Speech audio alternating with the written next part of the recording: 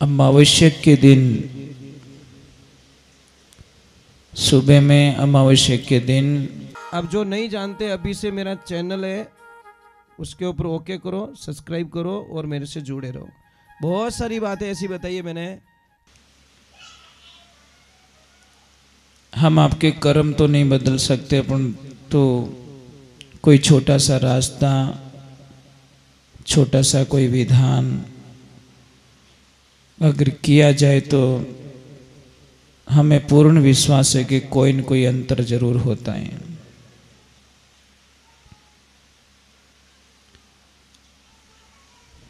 तो कल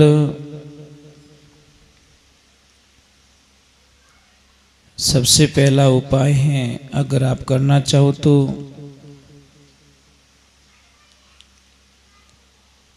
काले चने 1.25 किलो की मात्रा में आज शाम को ही लेकर पानी में भिगो दें। कल सुबह अमावस्या के दिन, सुबह में अमावस्या के दिन वो चने चाहे तो आप भैंस को खिला दीजिए या भैंस के बच्चे, कोई भैंसा हो उसको खिला दीजिए। बड़ी कृपा बनेगी आपके ऊपर महाराज शनिदेव की।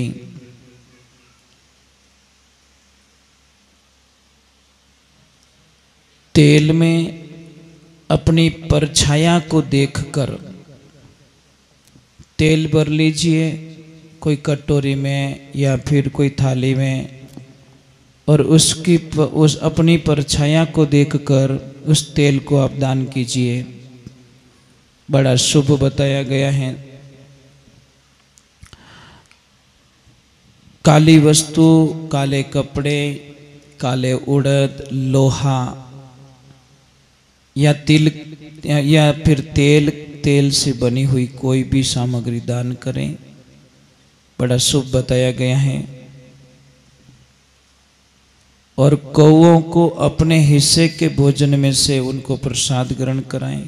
कौओं को, चींटियों को काले तिल और गुड़ मिलाकर उनको प्रसाद ग्रहण कराएं, उनको मिश्रण करके।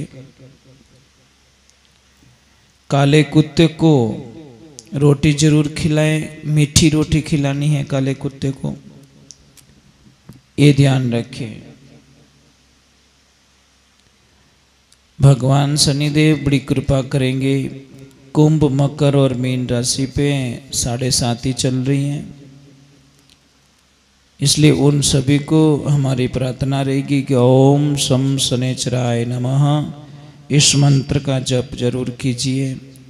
शनिदेव बड़ी कृपा करेंगे। कई छोटी छोटी बातें जो होती हैं हमारे जीवन काल में बहुत बड़ा फर्क ला देती है। कई लोगों को बड़ी भयंकर लत लगी रहती है, नशे की, बीड़ी की, सिगरेट की, दारू की, अफीम की, कई प्रकार के जो नशे करते हैं। अगर वो नशा छोड़ना चाहे और उनकी इच्छा हो तो कीजिए, भगवान आपकी इच्छाएं पूरी करे।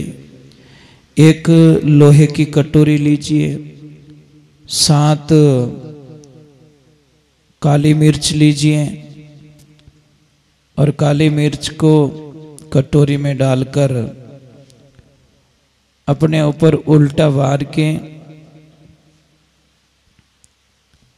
उसको घर से बाहर ले जाएं, कपूर से उसको जला दें। उसकी जो राख होगी उससे एक तो नाभि पे तिलक करें और एक कंठ पे तिलक करें और मस्तक पर तिलक करें। बहुत ही फायदा मिलेगा आपको, कल्पना भी नहीं कर सकते आप। शराब कैसे छूट जाएगी। काम होगा, स्लो होगा, धीरे धीरे होगा।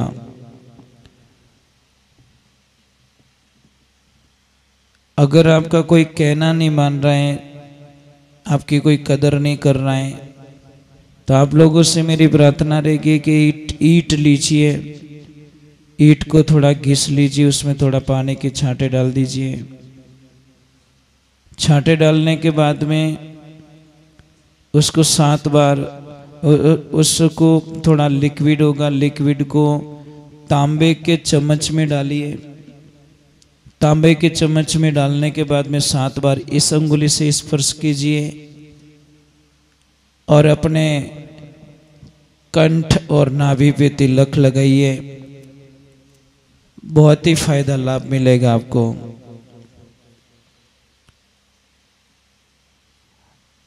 धर्मशास्त्र में बताया गया है कि सोना जो होता है कोशिश कीजिए उसको बेचे नहीं, उसको गिरवी ना रखें।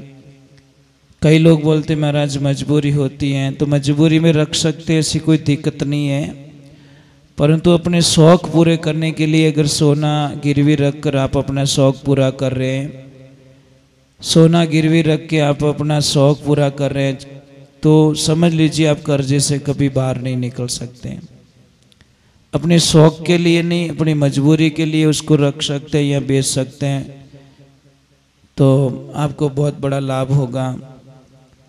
और बहुत सारी चीज़ें ऐसी होती है जो जिंदगी के अंदर बड़ा ही परेशान होता है। शरीर में एक बात का ध्यान रखना, अगर शरीर में जहर गया है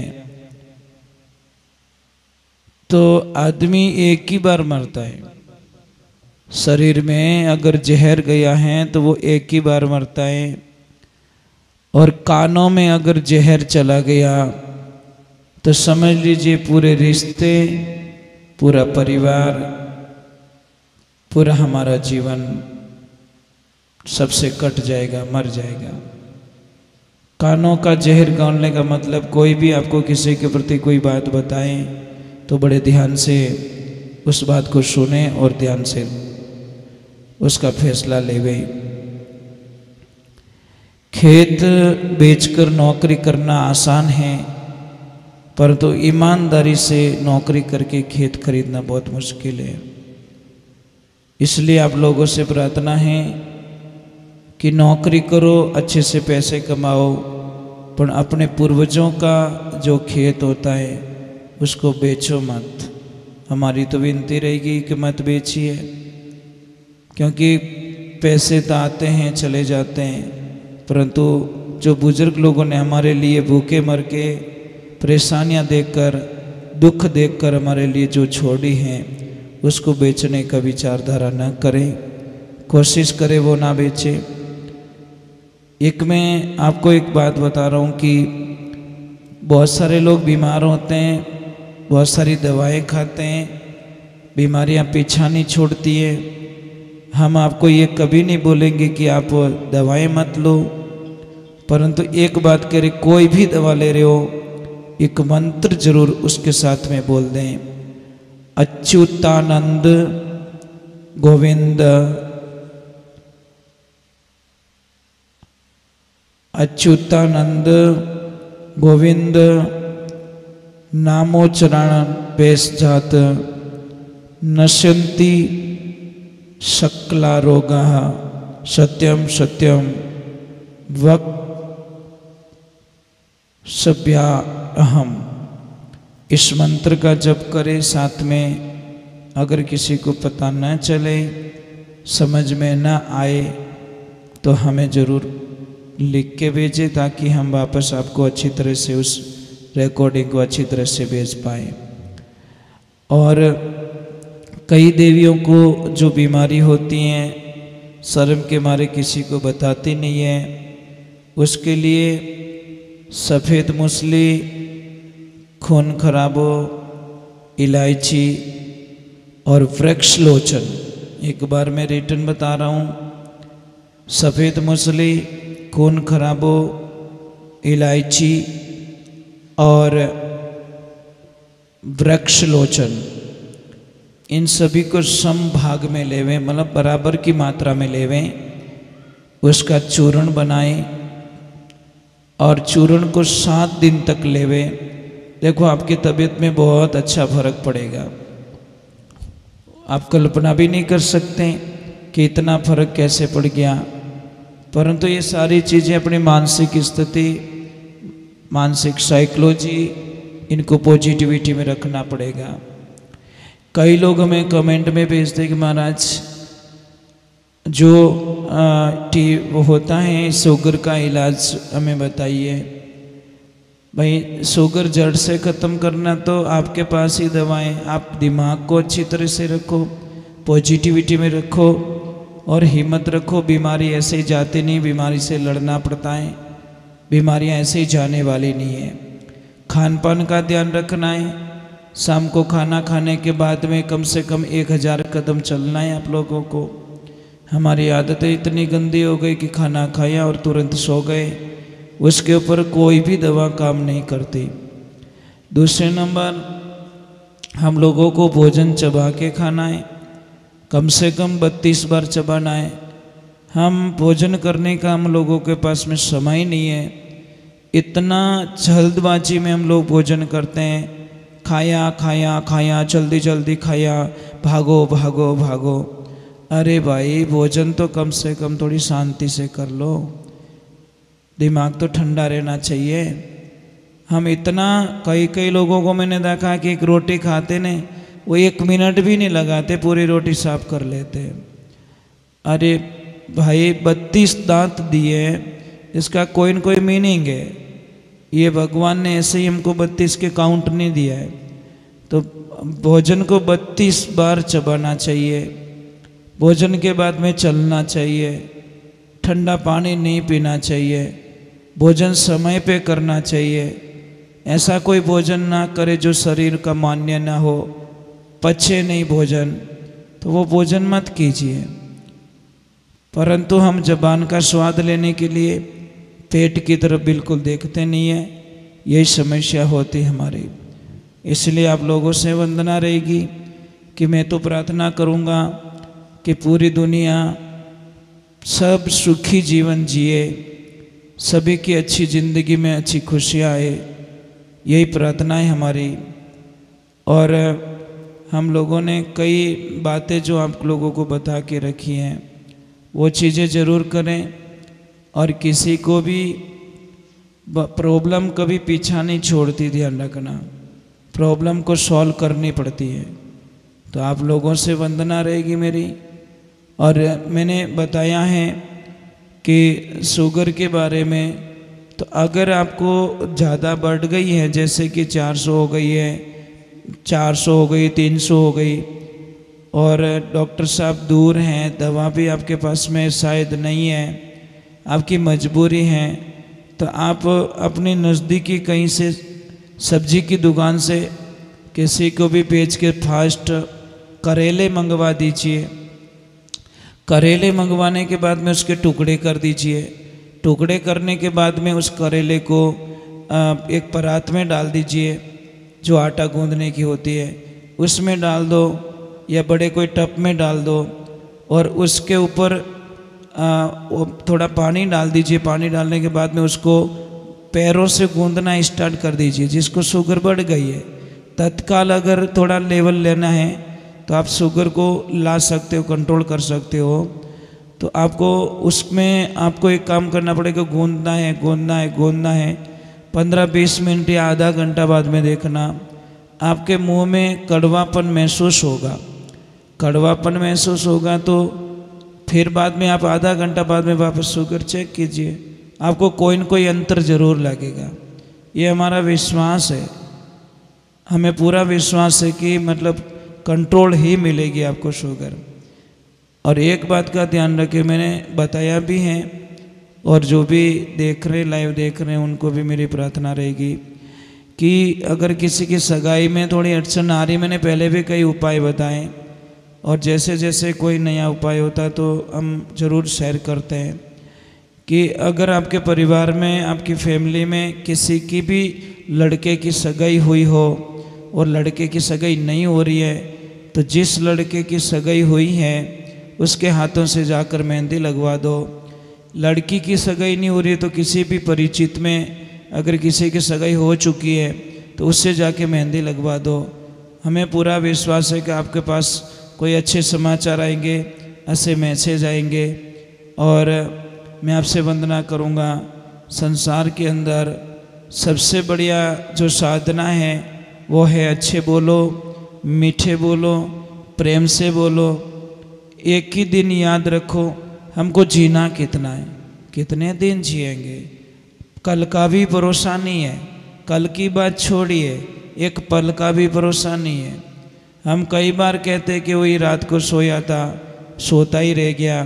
किसने बोला कि पानी पीता पीता कोई आदमी मर गया। कोई बोलते हैं कि बैठा बैठा गाते गाते कोई मर गया। कई को देखा है कि पैसे गिनते गिनते मर जाते हैं। कई को देखा कि फ़ोन पे बात चालू है और चालू चालू में लोग चले जाते हैं। इसीलिए आप अपने आप को इस शरीर का, इस जीवन का अहंकार मत कीजिए, क्योंकि एक पल भी हम किसी से खरीद नहीं सकते। आज जिया वो हमारा जीवन था, कल के बारे में कोई पता नहीं है। इसलिए आप अच्छे रहो, बढ़िया रहो, मीठे बोलो। और शनि जयंती के उपलक्ष्य में आप सभी को मेरी लाख लाख बधाई, करोड़ करोड़ प्रणाम आपको। और शनिदेव आपकी ज़िंदगी में बहुत खुशियाँ लाए, बहुत आनंद लाए। यही प्रार्थना के साथ में मैं अपनी वाणी को यहाँ पे विराम दे रहा हूँ। जय श्री कृष्णा, जय श्री राधे, जय गौ माता की। कल अमावस्या है, आप पूरी कोशिश करना। सोमवती अमावस्या है और शनि अमावस्या है, इसीलिए पूरी कोशिश करना। खूब दान पुण्य करना, खूब गायों को चारा खिलाना। और एक मेरी प्रार्थना रहेगी कि भाई आप थोड़ा जहाँ पे भी दान कर रहे हो वहाँ पे थोड़ा देखिए।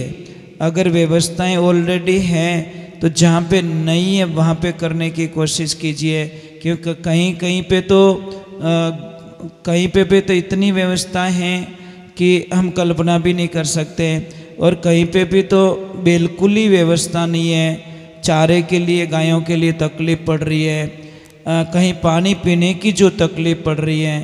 आप लोग एक आदमी नहीं कर सकते हो तो 10, 15, 20 आदमी का ग्रुप मिलके भी आप मतलब देखिए, अगर गाय माता से सच्चे मन से प्रेम करते हो तो एक बात दिमाग से निकाल दो कि ये तो वहाँ की गाय और ये यहाँ की गाय, ये हमारे गांव की गाय नहीं है, ये हमारे वहाँ की गाय नहीं है। आप लोगों को ये जब तक दिमाग से बोझ नहीं निकलेगा, आप गाय माता की कभी भी सच्चे मन से सेवा नहीं कर पाओगे। क्योंकि हमको देखना है, अपनी और पराई दो गाय माता हमको कभी नहीं दिखनी चाहिए। आपको भगवान ने व्यवस्था दी है तो आप दूसरे गांव में भी आप वहाँ पे भी जाके गाय माता को चारा डालिए। पानी नहीं भराए, वहाँ पे पानी का टैंकर खाली करवा दीजिए। कहीं जंगल के अंदर आपको ऐसा फीलिंग हो रहा है कि यहाँ पे जंगली जानवर हैं, उनको पानी पीने के लिए बहुत लंबा जाना पड़ता है, बहुत लंबा सफ़र करना पड़ता है, तो आपको थोड़ा सा फीलिंग होवे तो मेहरबानी करके कहीं पानी की व्यवस्था करवा देना। भगवान आपका खूब भला करेंगे।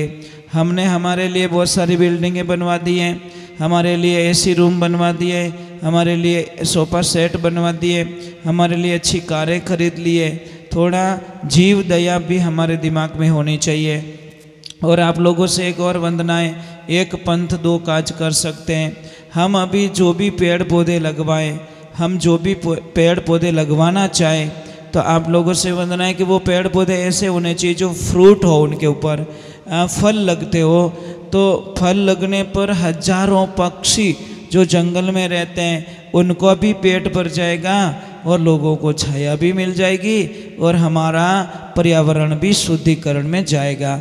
ज़्यादा से ज़्यादा फल वाले जैसे उमन का पेड़ है, जैसे आम का पेड़ है, वट वृक्ष का पेड़ है, तो ये कीजिए आप।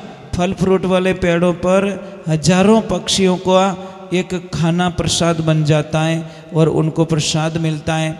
हम पेड़ लगा रहे पर पेड़ के साथ साथ में हजारों पक्षियों को भोजन भी करवा रहे हैं। तो आप एक एक पक्षी को तो भोजन नहीं करवा सकते, परंतु पेड़ लगा के हम पर्यावरण प्लस हम पक्षियों की हेल्प कर सकते हैं। जय श्री कृष्णा, जय श्री राम।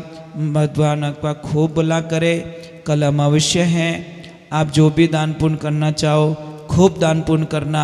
गाय माता आपका खूब कल्याण करे। जय श्री राम, जय श्री कृष्णा, वंदे गौ मातरम। और मेरे शनिदेव, मेरे प्रभु, मेरे इष्ट सबका कल्याण करे। यही भावना के साथ मैं आपको कोटि कोटि वंदन, कोटि कोटि प्रणाम। जय श्री राधे।